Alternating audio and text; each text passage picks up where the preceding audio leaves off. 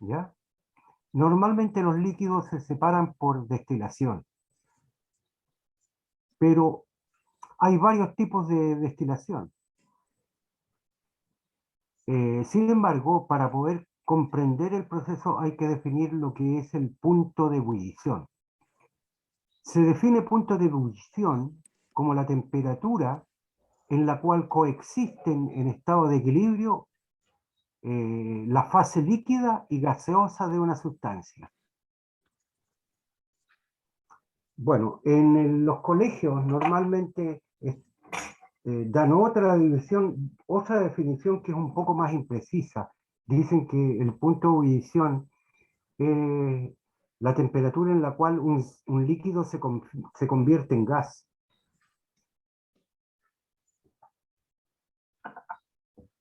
Pero la verdad es que eso no es tan cierto, porque si ustedes lavan la ropa, la sacan de la lavadora y después la tienden en el tendero y la ropa se seca. ¿Por qué? ¿Por qué se secó la ropa? Bueno, la ropa se secó porque el agua se evaporó, no porque ebullió. La ebullición es un proceso diferente.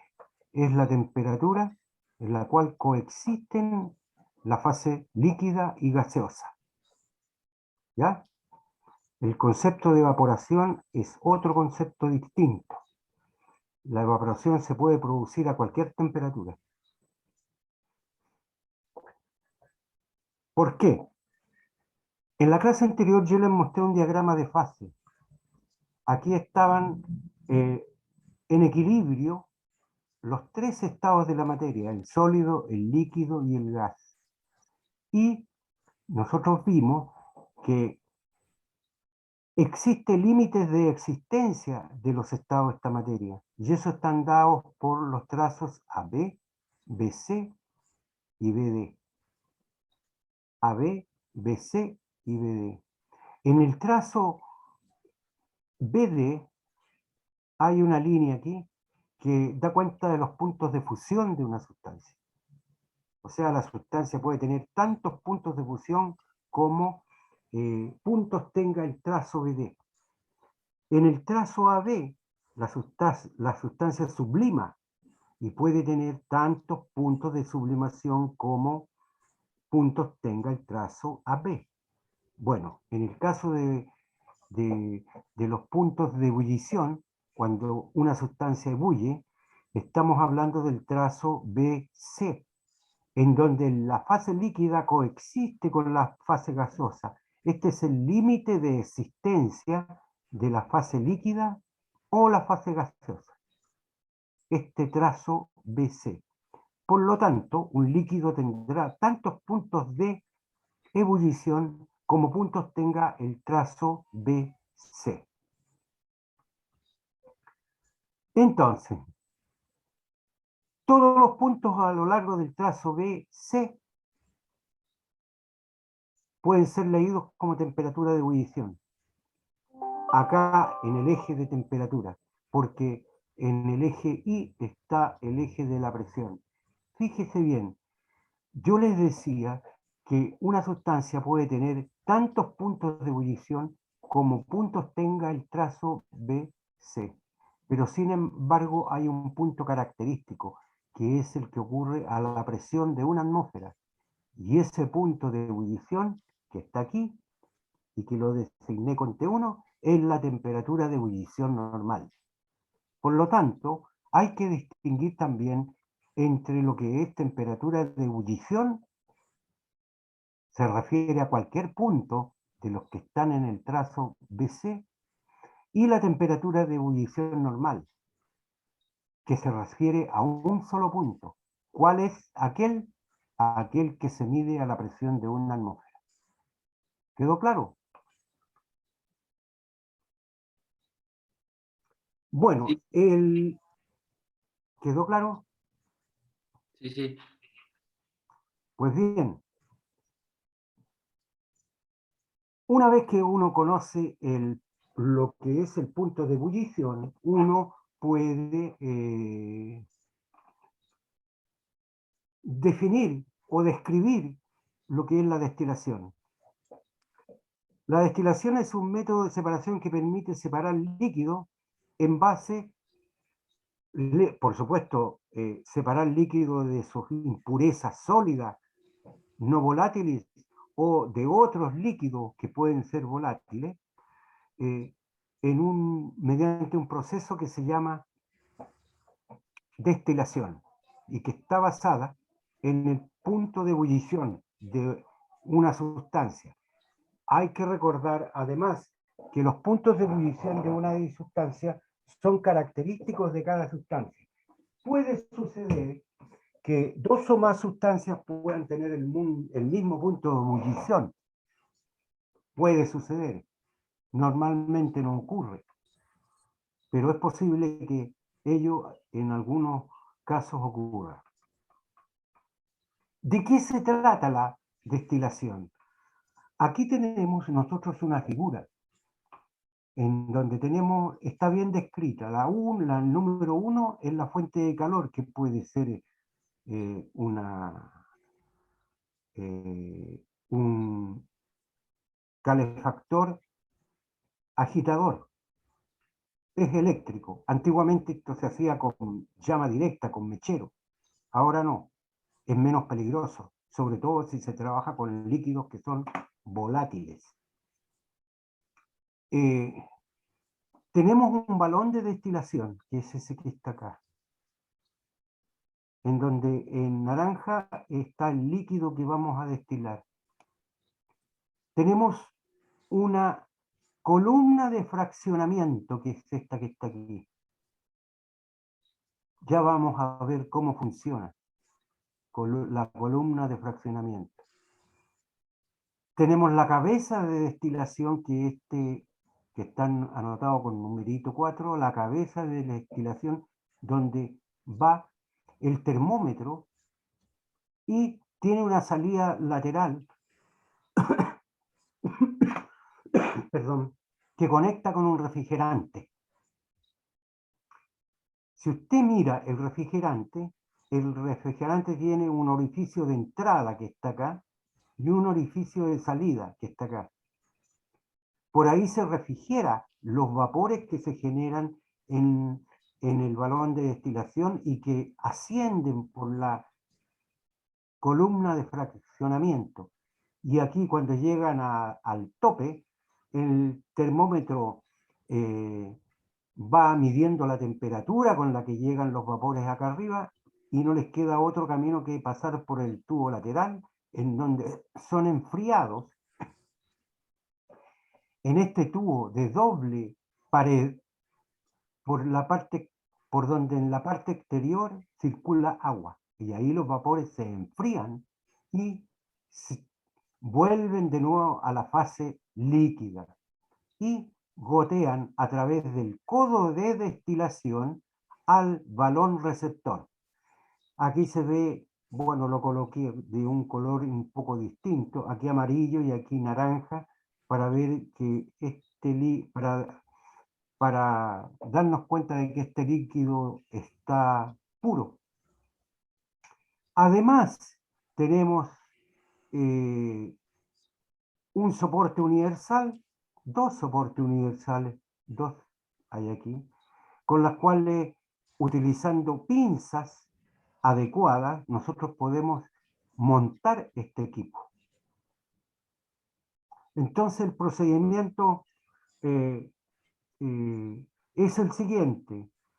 Una vez que yo tengo armado cuidadosamente este equipo, con el termómetro incorporado y sin riesgo de que se nos vaya a derrumbar, nosotros calentamos el líquido que queremos destilar.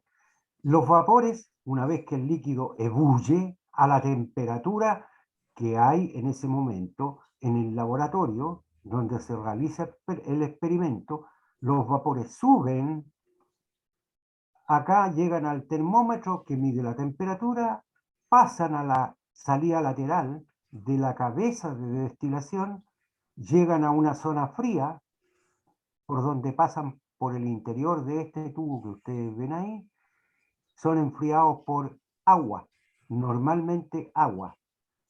El agua tiene que entrar por la parte inferior y salir por la parte superior, porque a medida que entra el agua y entra en contacto con los vapores calientes, el agua se va calentando.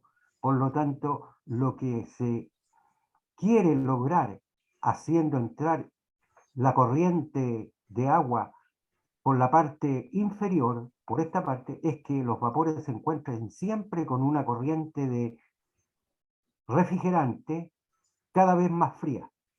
El refrigerante es operado por agua. A medida que avance el agua por aquí, se va calentando, pero a medida que los vapores calientes vienen de aquí para abajo, los vapores se van enfriando gradualmente. Nunca conectar las mangueras a la inversa. Por aquí caliente y por aquí hacer entrar el frío, el agua fría, porque se va a ir calentando el agua a medida que avanza al salir por acá. Bueno, ese es el cuidado que hay que tener. Colocar la entrada de agua siempre oponiéndose al calentamiento por parte de los vapores de agua. Siempre aquí va a haber una temperatura mucho más baja. Pero todo esto, ¿hay alguna pregunta sobre el equipo?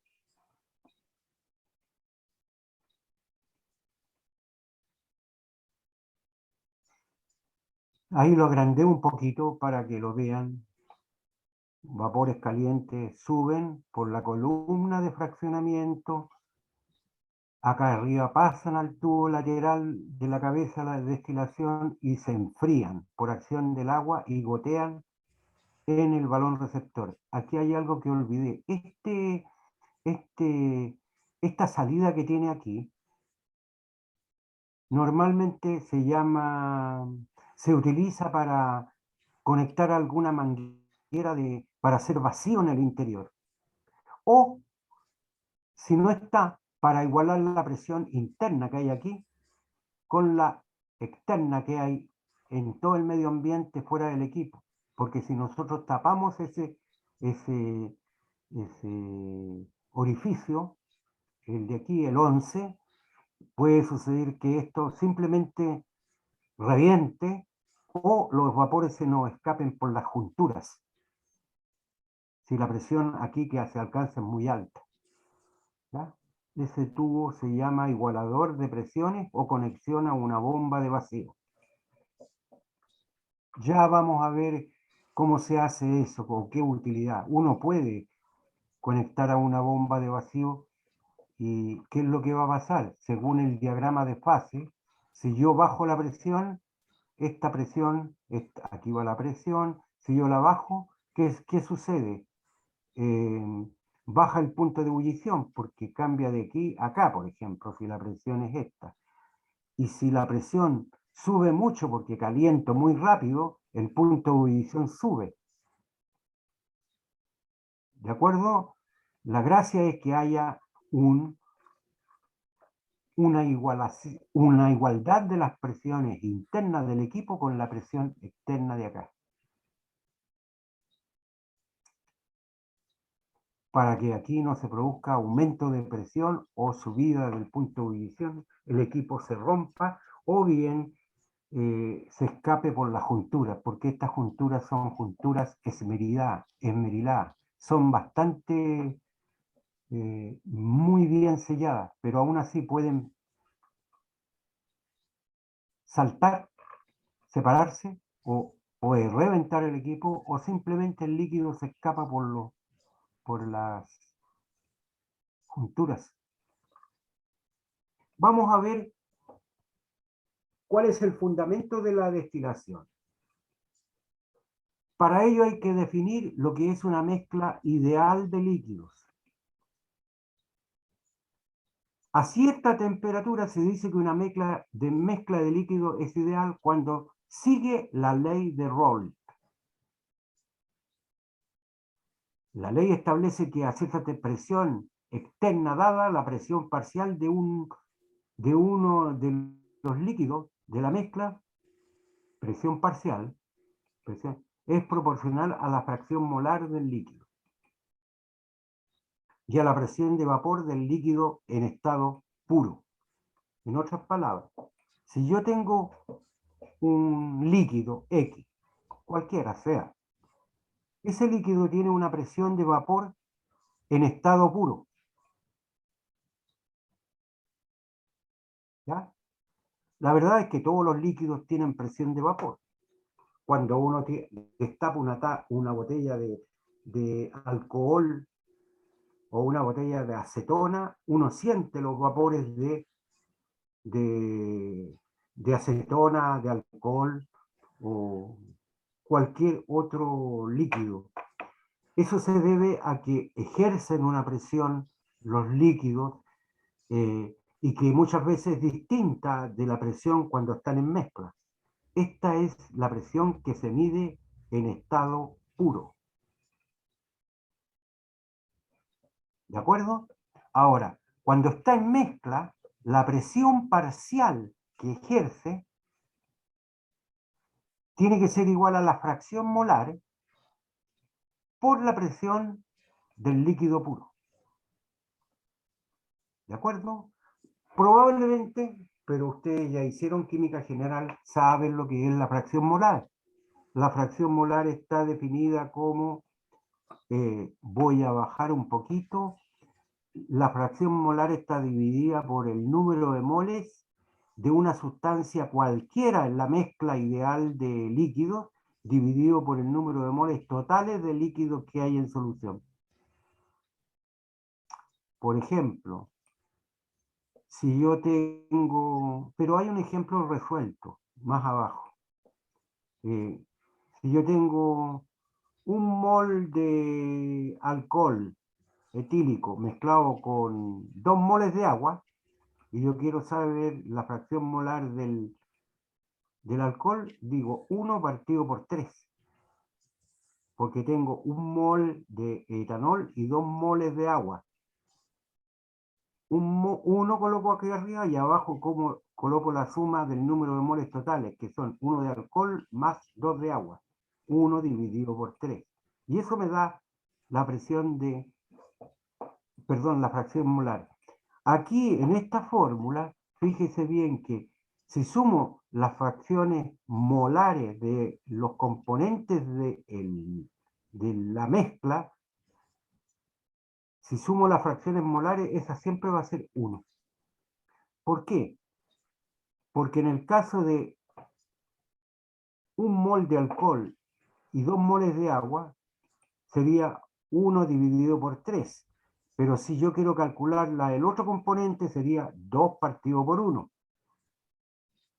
Perdón, 2 partido por 3, 2 tercios. ¿De acuerdo? Entonces, si nosotros aplicamos la ley de Raoult, vamos a poder encontrar, en el caso de que la mezcla tenga dos líquidos, A y B, yo voy a encontrar que la presión parcial del líquido A va a ser igual a la fracción molar del líquido A por la presión parcial, perdón, por la presión en estado puro de A. Y la presión de B va a ser igual a la fracción molar de B por la presión del líquido B puro.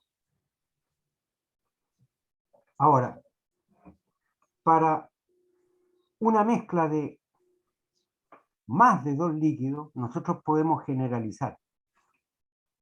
Si tenemos una mezcla de varios líquidos, desde P1, P2, P3 hasta P sub N, hasta N líquido, la presión del primero va a ser igual a lo que ustedes ven ahí. Fracción molar del líquido 1 por la presión del líquido puro 1. la presión parcial del líquido 2, fracción molar del líquido 2, por la presión de 2 del líquido 2 en estado puro, y así sucesivamente, hasta llegar al enésimo componente. ¿De acuerdo? Evidentemente que si yo sumo estas presiones P1, P2, P3, hasta P sub n, eso va a corresponder a la presión total. La presión total. ¿Ya? Si generalizo esto. Aquí entregué la forma de calcular la fracción molar, pero evidentemente la suma de las presiones parciales de todos los componentes tiene que ser igual a la presión total. Y la presión parcial de cada componente y de la mezcla se puede calcular tomando la presión parcial de cada componente por la fracción molar y por la presión total.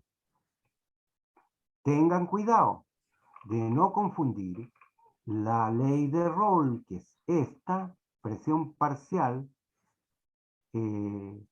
fracción molar del líquido, y por la presión en estado puro. No vayan a confundir esa ecuación con esta otra, porque esta otra ecuación es una ecuación que va orientada a qué. Si yo conozco la presión total, es porque conozco cada una de estas presiones que hay aquí de una mezcla de muchos líquidos. Entonces, la sumo y conociendo la fracción molar, pero del líquido en fase gaseosa, fíjese bien, aquí hay una diferencia entre la ley de Raoult y esta otra ley que está acá, esta de aquí, porque aquí hay una G, significa del gas, la presión total por la fracción molar de la fase gaseosa. Y aquí dice la presión del líquido puro por la fracción molar del líquido. En el líquido. Así que cuidado con confundir eso. Aquí hay un ejercicio. Fíjese. En un recipiente a 60 grados contiene una mezcla de 4 componentes, A, B, C, D, cuyos puntos de ebullición y presiones de vapor en estado puro, en TOR, y un TOR es 1 milímetro de mercurio. Y una atmósfera tiene 760 milímetros de mercurio. Eso significa que un TOR es 1 milímetro de mercurio. Entonces, aquí tenemos el líquido A, B, C, D. Los puntos de ebullición son estos. Fíjese que van en ascenso. La presión del líquido puro, 124, 112, 87, 64. Fíjese bien que si los puntos de ebullición crecen hacia abajo, las presiones de los líquidos puros disminuyen de abajo hacia arriba. Eso significa que este líquido A es más volátil que el resto. Este compuesto es más volátil que ese y que ese. El menos volátil es el que tiene, es el D. Tiene puntos de ebullición más altos. La volatilidad depende del punto de ebullición. Las presiones son a la inversa. Cuando la temperatura sube, las presiones en los líquidos, cuando las temperaturas suben, las presiones de los líquidos bajan. Ahora,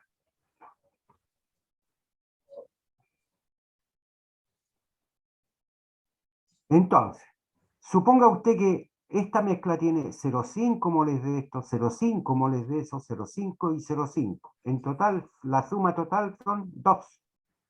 ¿Sí o no? Y aquí, estos son los datos calculados. Es lo que pide, porque está resuelto el ejercicio. Determine las fracciones molares en la fase líquida respectiva. Entonces yo voy y uso esta fórmula. Esta.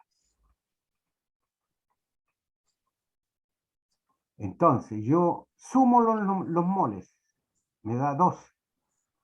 Y calculo la fracción de molar de este. Es 0,5 dividido por 2. 0,25. 0,5 para este, 0,5 dividido por 2.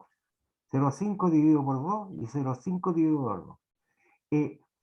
No necesariamente puede ser 0,5. A lo mejor este podría ser 0,8, 0,7, 0,6, 0,9. Ya. Aquí los coloqué idénticos para que vean cómo varían. Aquí las fracciones molares son todas iguales. Determina la presión parcial de cada componente en la mezcla. Aquí hay un error. Ah, no, está bien. Está bien. Entonces, aquí uso la ley de Raoult, porque multiplico este número por la presión del líquido puro, y eso me da 0,25 por 124 da 31. Esa es la presión. El segundo da esta presión, 0,25 por 112, 0,25 por 87 y 0,25 por 64. Ahí están calculadas las presiones parciales. Determine la presión total. La presión total, entonces, de la fase gaseosa, fíjese bien, es la suma de este número con ese número y ese número. Entonces, A, aquí están los cálculos. El cálculo A, 0,25, 0,25, 0,25, 0,25. B,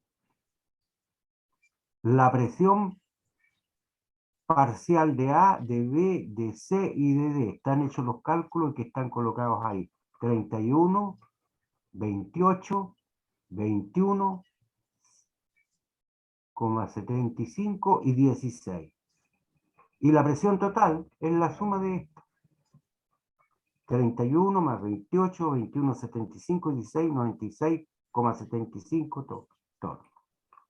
La pregunta de, ¿qué pasa si la fase gaseosa se hace pasar por un refrigerante a 10 grados Celsius? Si la fase gaseosa se hace pasar por un refrigerante a 10 grados Celsius, porque estos estaban a 60, esa fase gaseosa se hace pasar por un refrigerante a 10 grados Celsius, ¿qué va a pasar con los vapores? Los vapores se condensan y se transforman en líquido. ¿De acuerdo? La fase gaseosa formada a 10 grados Celsius se enfría a 10 grados Celsius, estaba a 60, condensa, es decir, se transforma en líquido. ¿Cuál es el componente más volátil? Bueno, para eso tenemos que verificarlo, lo podemos verificar en los puntos de ebullición. El que tiene punto de ebullición más bajo es el más volátil.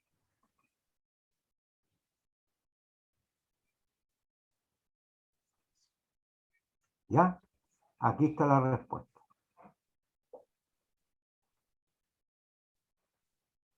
¿Alguna pregunta?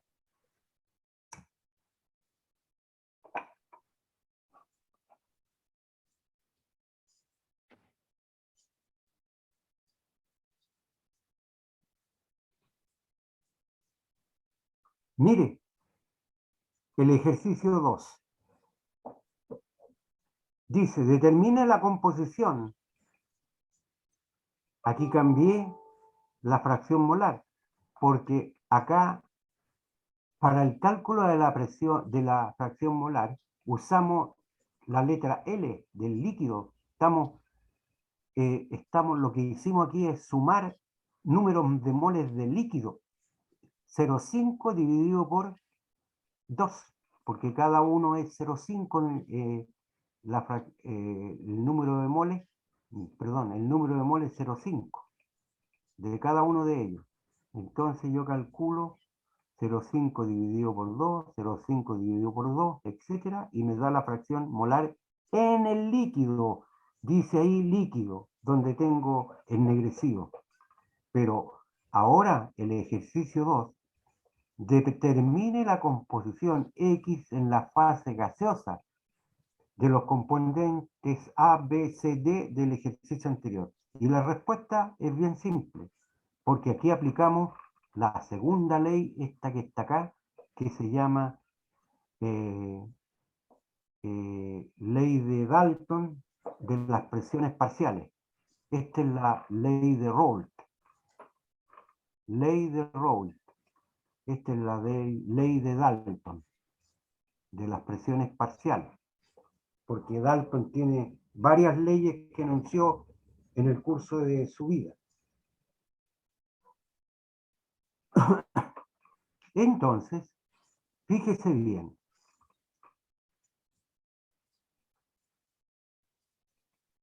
De 6 se obtiene ¿qué? ¿Y cuál es 6? Esta ecuación de acá. Que la composición en la fase gaseosa o fracción molar en fase gaseosa es la presión parcial dividido por la presión total. Y la presión total la tenemos calculada ahí. En consecuencia, la fracción molar en fase gaseosa de A es igual a 31 partido por 96,75, que es la presión total. Y esta es la presión parcial, esta que está ahí, dividido por esta que está acá.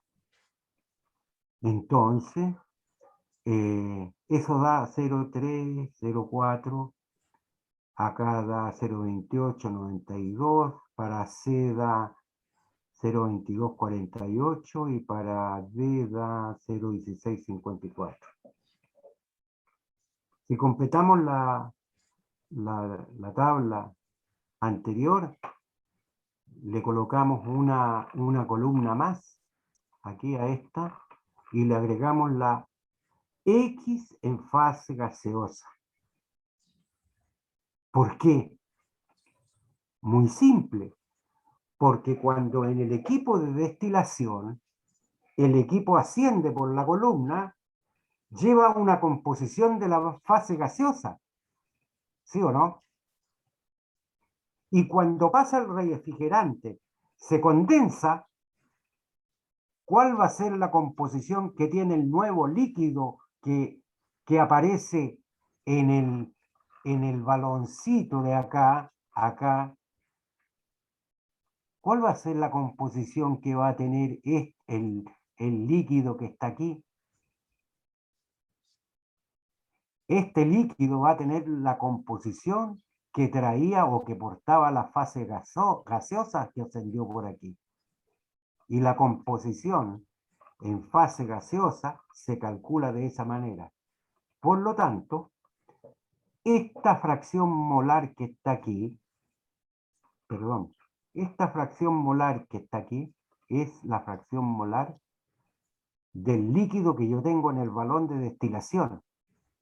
Y esta fracción de la fase gaseosa va a ser la misma que va a tener el líquido que recibí en el balón receptor, es decir, acá.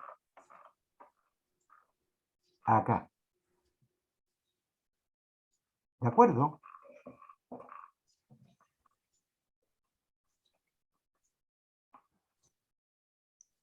Entonces, en este momento estamos en condiciones de plantear la siguiente hipótesis.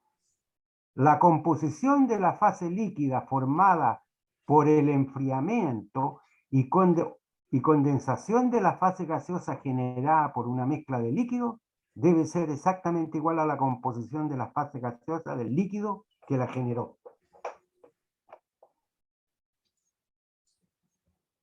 ¿Entienden? Si no entienden, lo explico de nuevo. ¿Podría explicarlo, por favor? En Bien. su palabra. Gracias. Estas deducciones las hicimos a partir de estos dos ejercicios. ¿Ya? Aquí calculamos la fracción molar, que era igual para todos, porque todos contienen 0,5, todos están en la mezcla en 0,5, contiene 0,5 moles de cada líquido. Con la composición de la fase líquida, porque ahí a base parece una L, que es 0,25, 0,25, 0,25 en fracción molar, podemos calcular la presión de vapor o la presión parcial de cada líquido en la mezcla. Esta es la presión parcial de cada líquido en la mezcla. Pero esta es la presión parcial de cada líquido en la mezcla. O sea, cuando yo tengo la mezcla de líquidos, esos líquidos están en equilibrio con su fase vapor. La composición o la presión parcial de cada uno de los líquidos lo calculamos aquí. Si sumamos la presión de estos líquidos, la presión parcial de estos líquidos, obtenemos la presión total. Ahora, si nosotros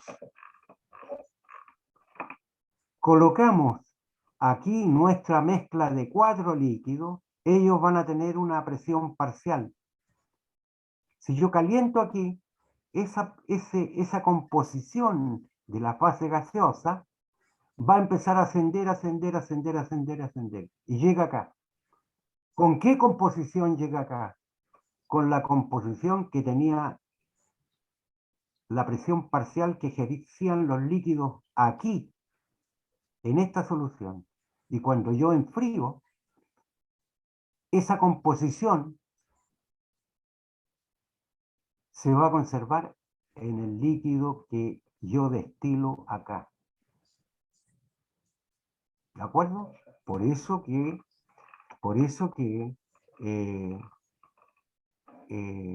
aquí dice X líquido y acá dice X gaseoso. Pero esta composición del líquido en fase gaseosa va a ser idéntica si yo condenso esta fase gaseosa, la condenso y la transformo en líquido, el líquido va a tener esta misma composición. Eso es lo que dice la hipótesis esta. La composición de la fase líquida formada por el enfriamiento y condensación de la fase gaseosa generada por la mezcla de líquidos debe ser exactamente igual a la composición de la fase gaseosa del líquido que la generó. En otras palabras, la composición de la fase líquida que recibo en este recipiente tiene que ser idéntica a la composición de la fase gaseosa que ingresó al refrigerante y que la generó este líquido. Porque aquí estoy calentando, ¿eh? Pero aquí estoy enfriando. Por lo tanto, la composición de la fase gaseosa que llega aquí y se enfría tiene que ser igual a la composición de la fase líquida que tenía, perdón, a la composición de la fase gaseosa que generó esta mezcla de líquidos. Ustedes lo van a poder leer y entender, pero eso es lo que sucede. Entonces, esta hipótesis permite predecir que durante una destilación se desencadena una cascada de procesos que permiten enriquecer gradualmente cada fase gaseosa en el líquido más volátil. Porque a medida que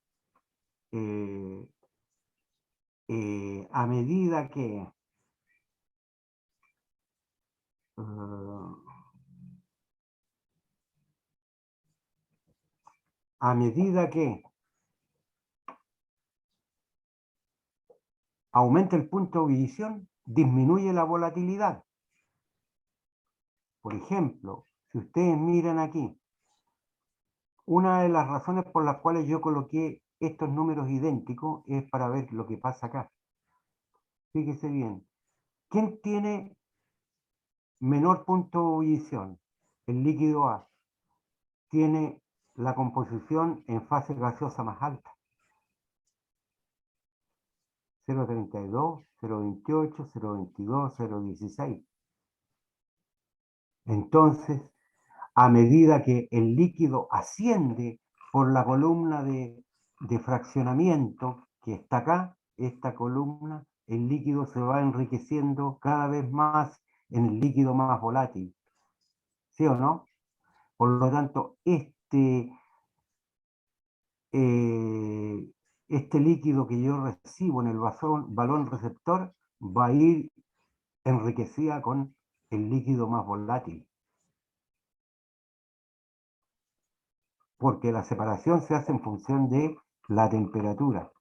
Entonces, ¿qué es lo que podemos proponer? Fíjese, aquí yo tengo un balón de destilación, aquí está el líquido original, de los líquidos A, B, C y D. Eso generan la fase gaseosa que está ahí, cuando yo la caliento. Forman una fase gaseosa que está enriquecida en el líquido más volátil. Si esa fase gaseosa yo la enfrío,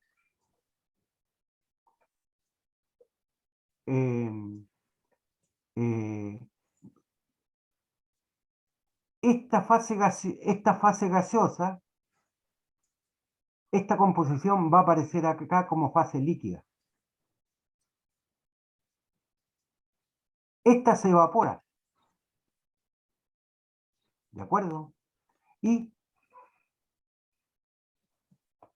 genera una fase gaseosa 2, que si yo la enfrío, genera el líquido que está acá abajo. Esa fase líquida se va a volver a evaporar y si yo los vapores los condenso, voy a generar este otro líquido que está acá. Y ese líquido va a formar una fase gaseosa 4, que si la condenso,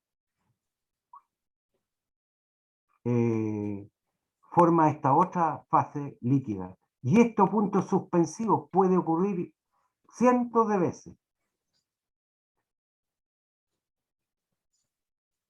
Aquí está indicado composición de fase líquida, SL,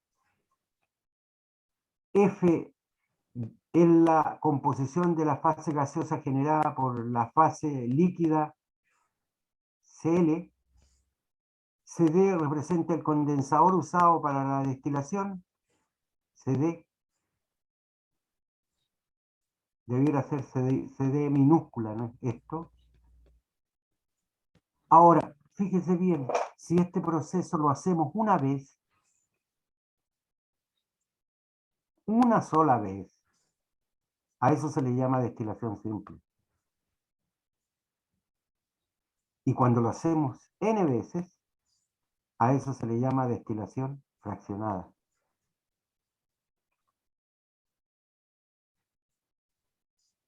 ¿De acuerdo? Eso es desde el punto de vista teórico. El proceso en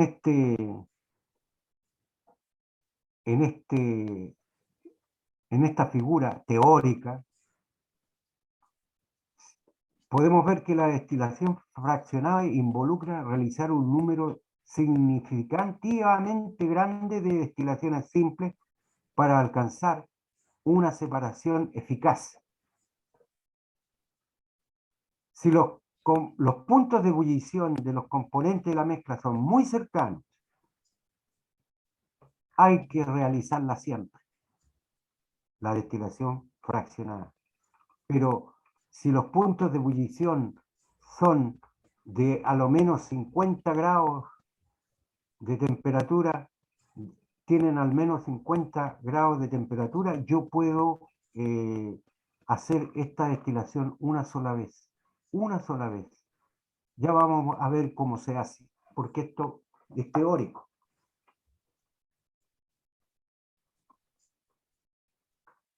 Ahora, finalmente, tenemos que explicar qué es una columna de fraccionamiento, que es la que vemos en la figura de acá. En esta figura es la columna que hay aquí, que se llama columna de platos. Normalmente tienen 15, 20, 30 centímetros de largo y de ancho unos 2 a 3 centímetros o más, 3 o 4 centímetros. Y tienen unas cositas de vidrio que unas van vueltas para arriba y la otra vuelta para abajo. Entonces, en cada una de estas cosas, cuando llegan los vapores aquí, al segundo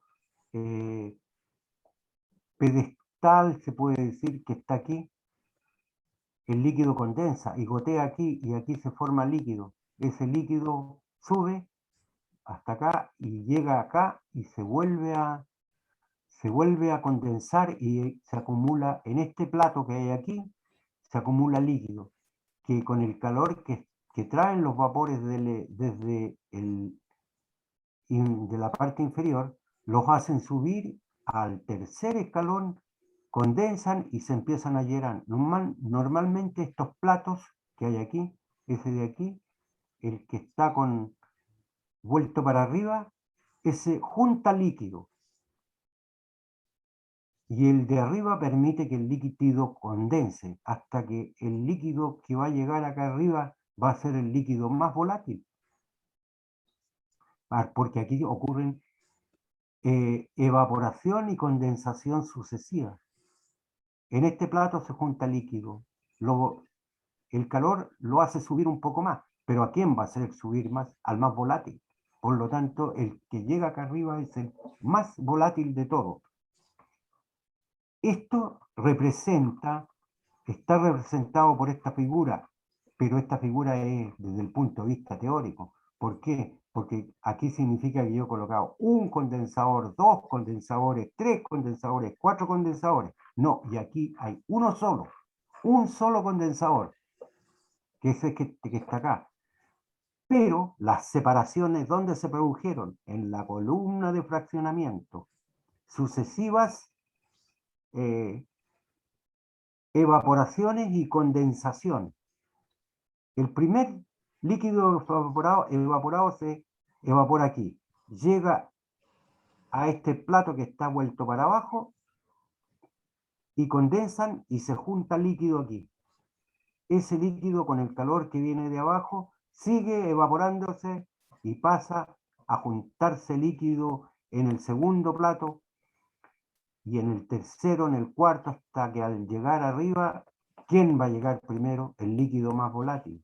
Por lo tanto, si yo este proceso lo realizo n veces, en teoría el líquido que va a llegar aquí al final va a ser un líquido puro.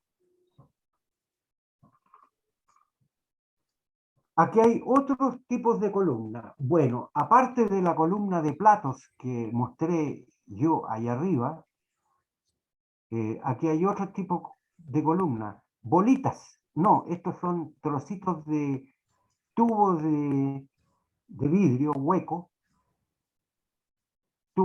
tubos de vidrio cortados, se rellena una columna. Esta columna se llama columna de Snyder.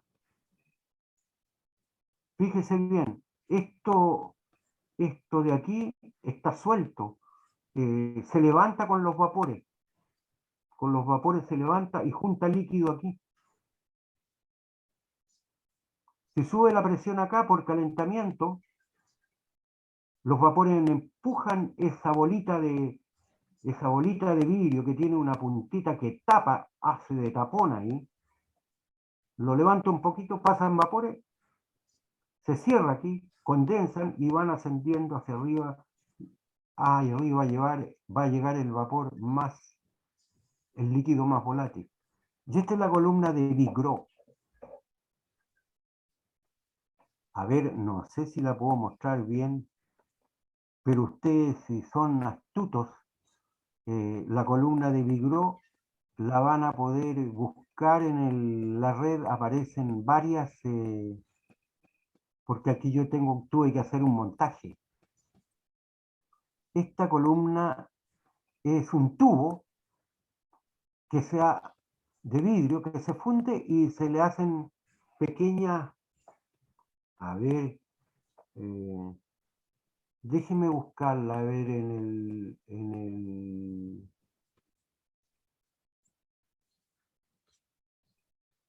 a ver cómo lo hago. Me gustaría mostrársela. Bueno,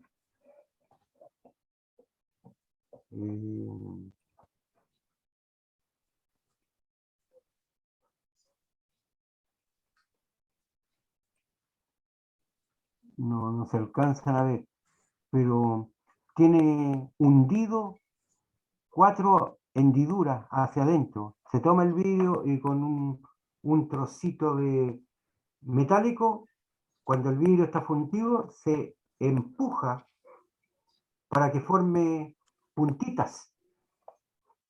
Aquí tienen 4, 1, 2, 3, 4, se nota poco. Y esta es la columna de serpentín. Ustedes pueden buscar tipos de columnas de fraccionamiento.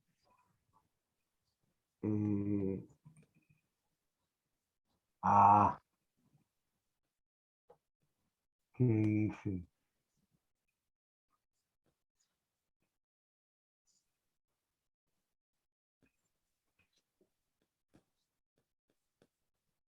A ver, algo mal hice.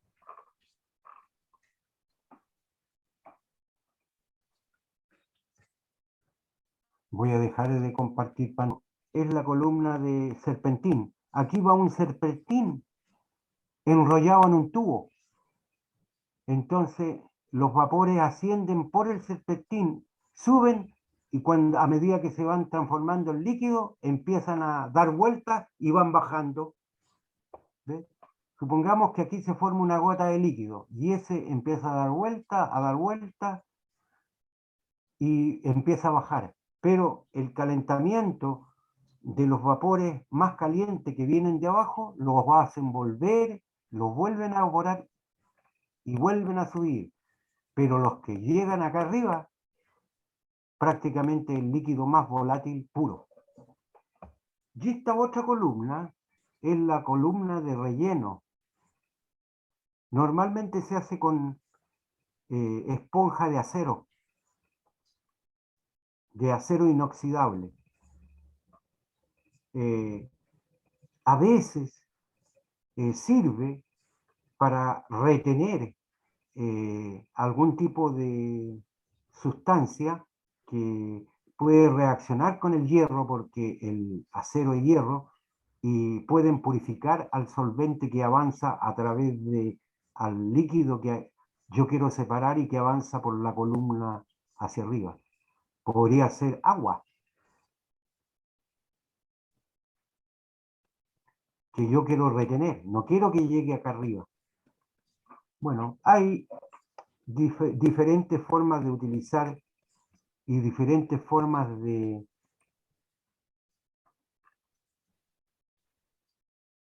columnas de fraccionamiento que uno puede utilizar para la destilación fraccionada.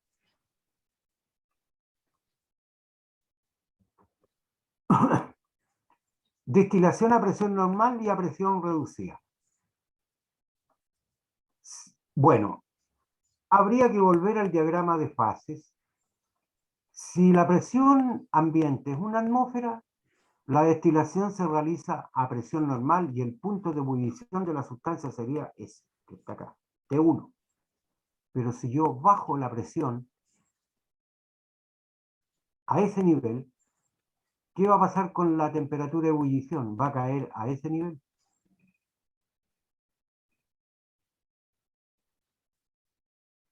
Eso significa que si yo bajo la presión del sistema, el punto de ebullición disminuye. ¿Y eso es coincidente con qué? Con el hecho de que normalmente a medida que uno sube en altura, los líquidos ebullen a temperaturas más bajas. Por ejemplo, la temperatura de ebullición del agua a nivel del mar es 100 grados Celsius, pero allá arriba en el paso Cardenal Zamoré, seguramente el agua ebulle a 70 grados, a 78. ¿Por qué? Porque a esa altura la presión es más baja. ¿De acuerdo? Entonces, si yo bajo la presión, disminuye el punto de ebullición. Entonces, eso es lo que se quiere explicar acá.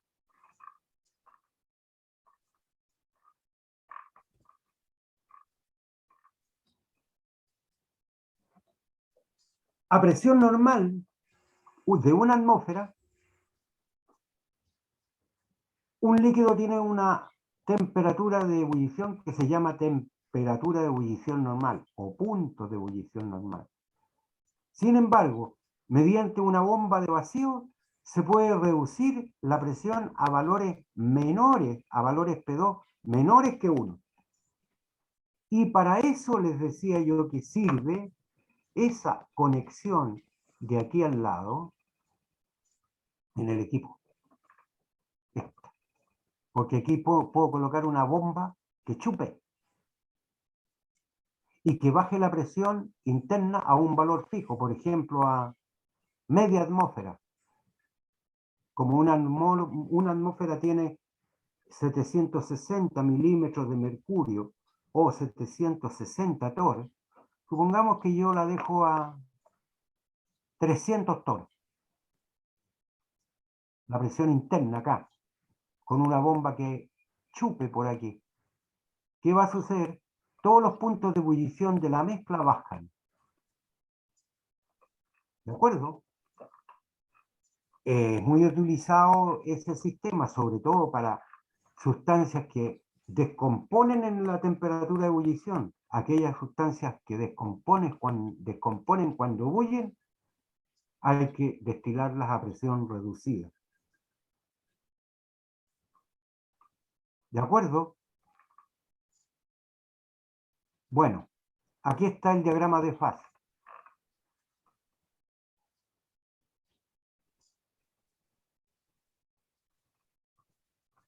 A presión de una atmósfera, el punto de ebullición es ese. Temperatura de ebullición normal sería esta si la presión es una atmósfera. Pero si yo bajo la presión, la temperatura de ebullición baja a T2.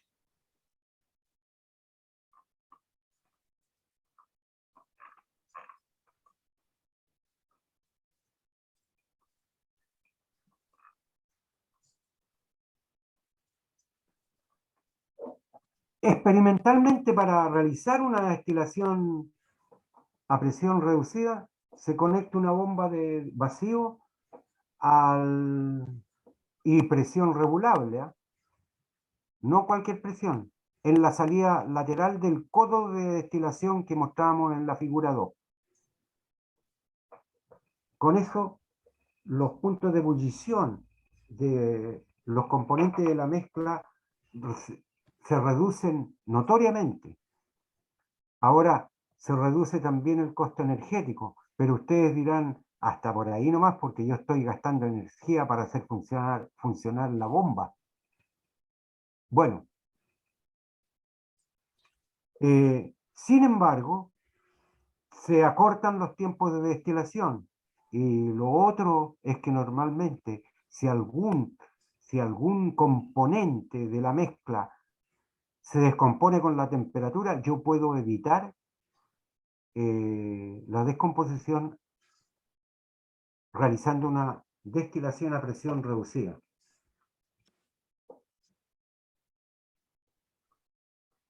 Otra forma de realizar una destilación a presión reducida es mediante el uso de un evaporador rotativo. En general, el evaporador rotativo se utiliza para evaporar rápidamente un solvente. Mire, aquí hay uno, normalmente son equipos costosos, tiene un baño termal, que es este que está aquí, de agua. Tiene un balón giratorio donde uno coloca la muestra que quiere evaporar. Este balón gira.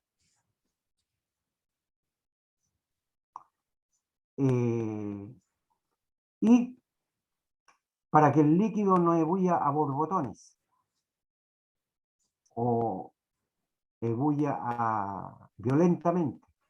Los vapores salen por aquí y pasan al refrigerante de serpentín que está ahí. Se enfrían, condensan y caen al balón receptor acá. Y por aquí yo puedo hacer vacío. Por aquí, por este, puedo colocar una bomba. Bueno, alguna vez lo podrán ver funcionar en el laboratorio los equipos de este tipo que hay.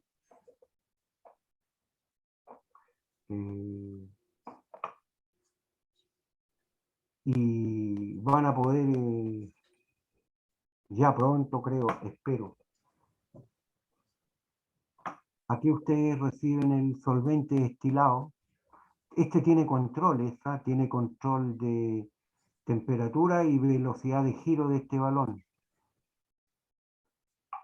etcétera. El motor rotatorio, aquí es un motor, este es el 3 es un motor, este es el refrigerante, el 7 es conexión a la bomba de vacío, este de aquí. ¿De acuerdo? Entonces uno llena este balón, este recipiente está con agua tibia, 30, 40 grados Celsius, para que los vapores pasen para acá, con la ayuda de la bomba de vacío que se conecta por acá, los vapores suben por ahí y caen acá. Aquí recibo el destilado. Y el último método, el método de destilación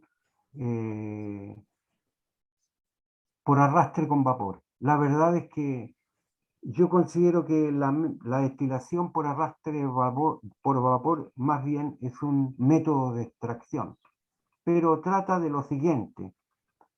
Fíjese bien, este método se usa ¿para qué? Para separar aceites esenciales de muchas plantas.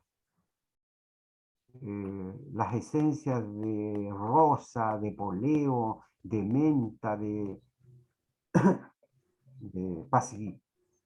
pasiflora, no, ¿cómo se llama el toronjil? El toronjil.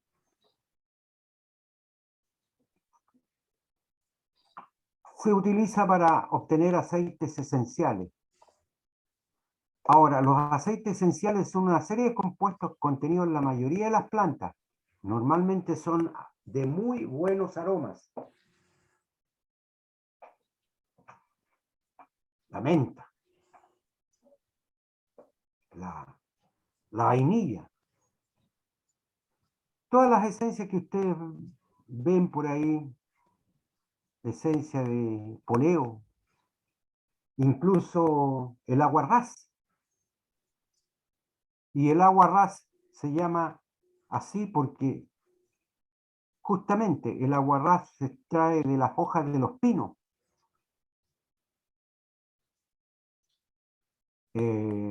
Y se llama aguarrás porque abreviaron el nombre, arrastre por vapor.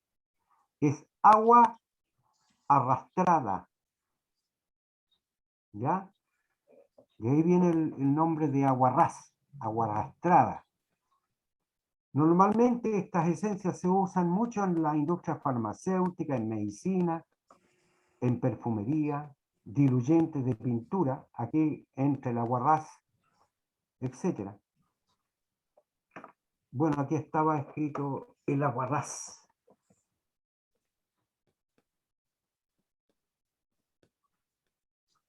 Bien, ¿en qué consiste? Yo tengo un recipiente donde tengo la fuente o la matriz que yo quiero, donde quiero arrastrar un aceite esencial. Yo le hago pasar corriente de vapor. Genero vapor aquí y ese vapor entra aquí y va a parar al fondo de este tubo. Y el vapor arrastra los aceites esenciales a través de esta salida lateral donde está el refrigerante. Condensan, pero aquí condensan ambos. Condensa el agua y el aceite esencial, por eso que hay dos fases. Por eso que yo pienso que esto es un método de separación. ¿De acuerdo? Ahora, ¿por qué ocurre eso? Pues bien, porque ¿por qué no se hace por destilación directa de la planta? No, porque normalmente los aceites esenciales son todos sensibles a la temperatura. No se pueden sacar de otra manera. La temperatura máxima que puede llegar aquí es 100 grados Celsius, la temperatura del vapor, 110, si el vapor está sobrecalentado. Pero ellos tienen puntos de ebullición sobre 150 y a esa temperatura normalmente, si uno los destila, descompone.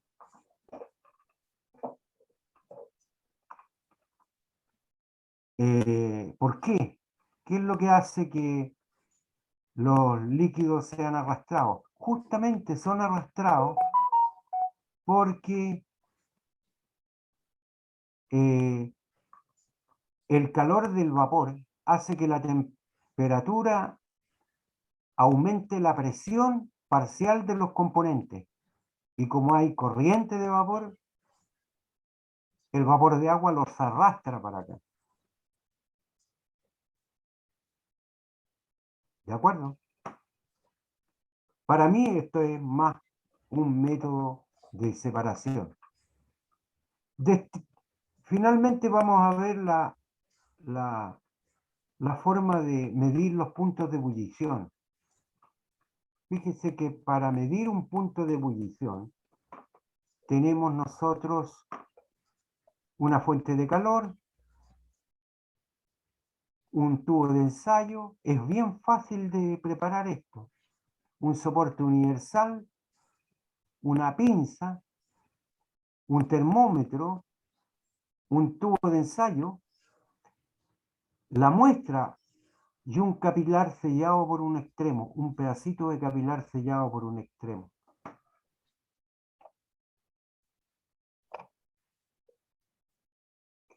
Se montan de esa manera. Con un hilito se cuelga el termómetro dentro del interior del tubo. Este capilar tiene que estar sellado por un extremo y normalmente se coloca con el extremo sellado hacia arriba. O sea, ahí donde tengo el cursor está sellado. Por esta parte de abajo está abierto. Entonces, yo caliento el tubo, ¿ya? Y el líquido empieza a calentarse. Y evidentemente aumenta la presión del vapor del líquido. Y empieza a ebullir cuando alcanza la temperatura de ebullición. Nosotros estamos prácticamente a presión, a presión de una atmósfera. Por lo tanto, si el líquido ebulle, el termómetro va a pulsar la temperatura de los vapores. tiene que estar el termómetro retirado unos 3-4 centímetros de la superficie del líquido. Entonces, ¿cuándo yo mido el punto de ebullición? Cuando el líquido bulle. ¿Y cómo sé cuando bulle?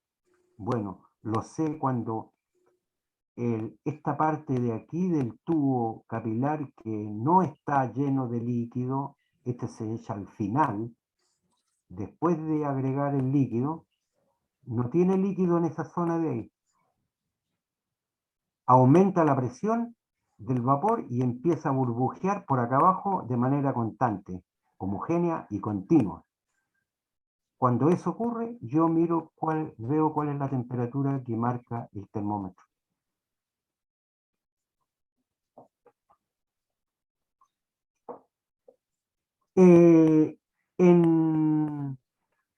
En los ensayos que nosotros debiéramos haber hecho en el laboratorio, en la destilación simple,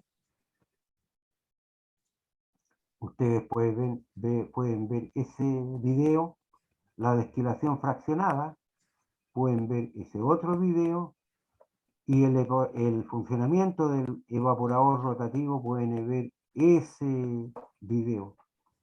Para la destilación con arrastre con vapor pueden ver ese video, y no sé, no encontré el video donde se mide punto de ebullición utilizando este método, pero me los puedo conseguir y enviárselos. ¿Alguna pregunta?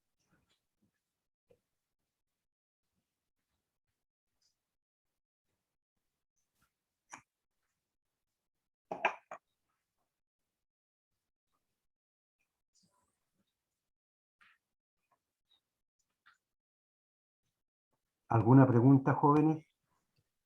No, o sea, harta materia, así que eso no. ¿Densa?